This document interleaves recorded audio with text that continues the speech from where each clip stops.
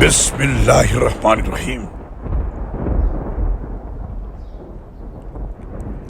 آپ کہہ دیجئے، لوگوں، میں تم سب کی طرف اس اللہ کا رسول ہوں جو آسمانوں اور زمین کی سلطنت کا مالک ہے۔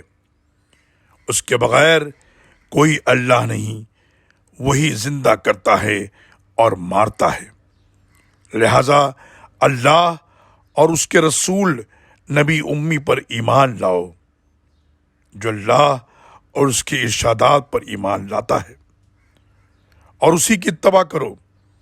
امید ہے کہ تم ہدایت پالو گے۔ سورہ الاعراف آیت نمبر 158۔